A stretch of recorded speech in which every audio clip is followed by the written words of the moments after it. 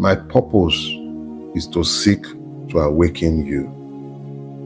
I need you to wake up to the fact that when you are traveling on the road and you keep seeing the same signs on the road, it is suggestive that you are traveling in circles and you should retake your bearing. In retaking your bearing, you must learn to admit that you have traveled off track. It is in an admission of the fact that you are not on the direction of travel that you desire. You realize that you are traveling in a direction different from the desired one. That is the point where you begin to pull back from the brink and you turn back. But what have we done as a collective? Instead of turning back, we have kept traveling in the wrong direction when everything we are seeing to tell us that we are merely traveling in circles. Some people, for whatever reason, have come to believe that they can enforce their will, however evil or inequitable it be, on all of us. Or if you're traveling in a bus and the driver is drinking paraga, lighting colos, smoking this and smoking that, and you're merely applauding as he is imbibing and overspeeding, you can hardly complain and label yourself a victim by the time the bus crashes. You are an enabler. So, since we're on the track of using the road as a metaphor, how about we speak to the passengers in the bus that is traveling in the wrong direction on the road? You have a duty to speak to the drivers. You have a duty, at a minimum, to fight to correct that driver, even if it means wrestling the steering, if that is the last resort.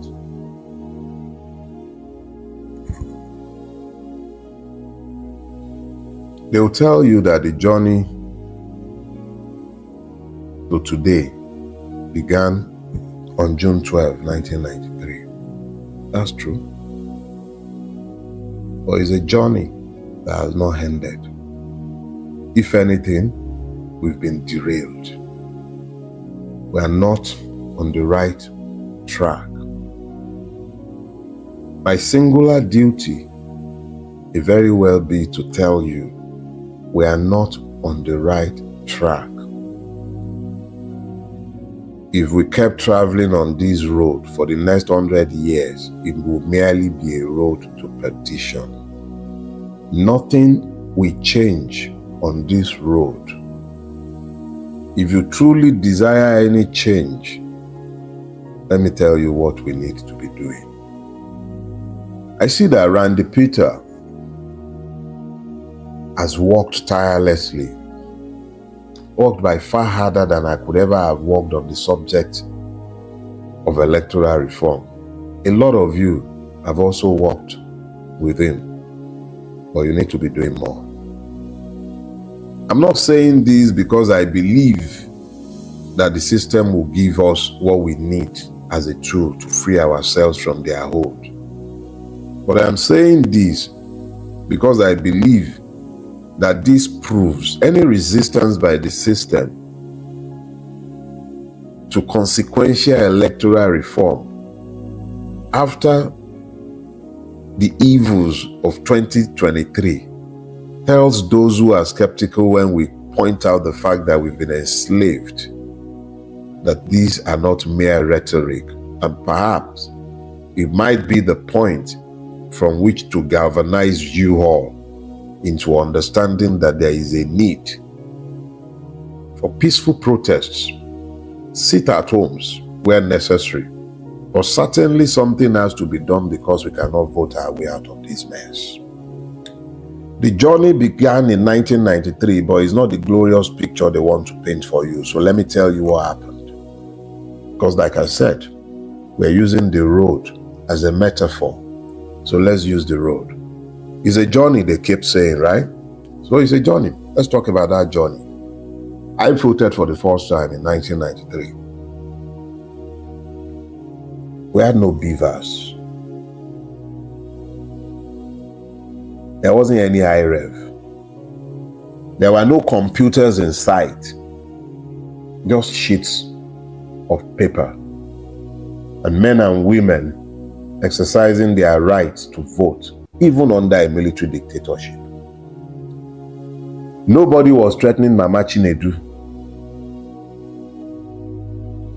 No thugs broke anybody's heads. Ballots were not snatched. We voted by queuing. It was called option A4. You queued behind the candidate of your choice, represented by the emblem of the party. You were given your ballot papers in the open. It was not modified open ballot system, option A4. And we ticked and dropped our ballot papers. Votes were counted in front of all of us. So before we left the polling booth, we knew who won in our polling booth. A manual collation of results were done across the length and breadth of Nigeria.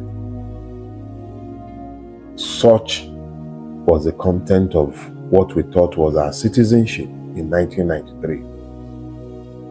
We voted and our votes counted until the ruiners of Nigeria, including some of those who are disguising today as champions of democracy, who are unhappy with the choices made by the Nigerian people. Can you imagine? They were unhappy with the choices we made. And they are unashamed to say so. That cretin in the rock at Mina said so, even in his own book. So because they were unhappy with our choices, the election was annulled. November 1993, Abacha toppled the interim government that was kept in place by Babangida by the time he retreated from power, after the voices of the people made clear that he was no longer wanted in power. We had a voice. People had not been compromised. We were on a journey. You know how you are traveling from, I've done night bus and day bus from Lagos to Abuja, Lagos to Owerri in my younger days as a counsel. And I know how we stopped at intervals to buy things to eat on the road or to ease ourselves. Some of the persons we traveled with today, they have become human rights activists. Some have become explainers of evil, beneficiaries from evil. Where are the voices that were busy speaking loudly in the 90s? People who risked life and limb. Look at Bayo Onanuga, for instance. He risked life and limb.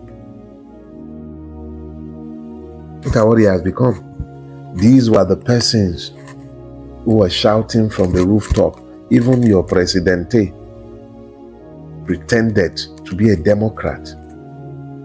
We were driving on the road to democracy. Abacha came in and took power. Persons such as Obasanjo, the very first beneficiary of the death of multiple persons on that road, on the journey to democracy, became the president. He never once found the grace to remember those who died because of the day they are celebrating today. Public holiday, and they are all busy with all kinds of flowery speeches. Even Tinubu, a beneficiary of the day who traded extensively on the mandate of Abiola, on June 12 they stood to become governor. On June 12 they stood to become godfather. On June 12 they have stood to enter the office of the presidency.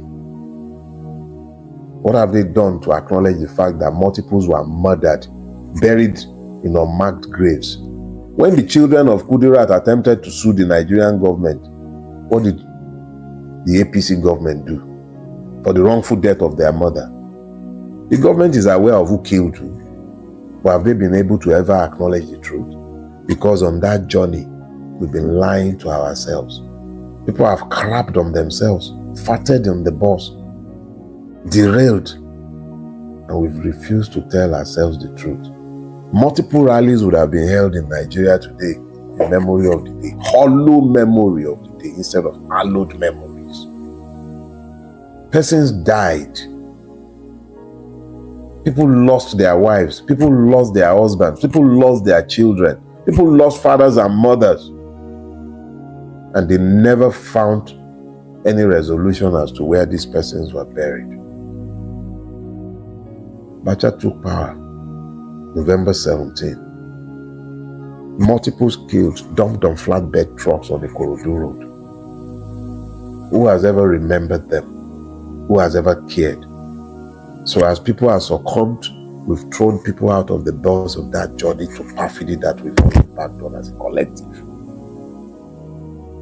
Why is it that we've all become so divided that we can't even have a chorus when we need to speak to the truth of our circumstances? What has happened to steal our voices? What has happened? We're all in that bus. And that bus is traveling aimlessly. It's on the wrong track. It's not only rickety, it's going to knock. And the best thing we can hope for, if we kept it at that, is that it knocks, not that it crashes. The only thing that is certain is that it's not sustainable in its current form. But what have we done? What have we done? We've been accomplices on a journey to perdition. Electoral reform may or may not cut it, but we have a duty as a collective to demand it. It's the minimum irreducible that we should be demanding. And it is critical that we all understand this. If we kept folding our hands as we've been doing, waiting for something to happen, nothing will happen except tragedies.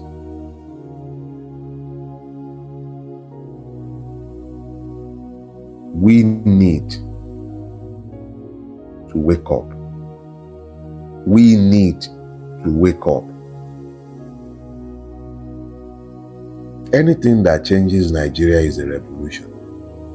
Anything that changes it. Even through the ballot, it had to be a revolution because it would have to mean that you stood behind your choices. Talking about electoral reform is the minimum. You supporting it is the minimum irreducible. I've watched Randy Peter laboring, and I've seen the indifference with which a lot of you have observed his labor. I left Nigeria because that was the only thing left for anyone to do before it would break into many, God knows how many multiple pieces. And it's not about ethnic thing. It's about an implosion born of frustration and hopelessness. Electoral reform perhaps offers some hope and gives us an opportunity to change things without violence. That's why we're talking about it as something that should be examined and supported.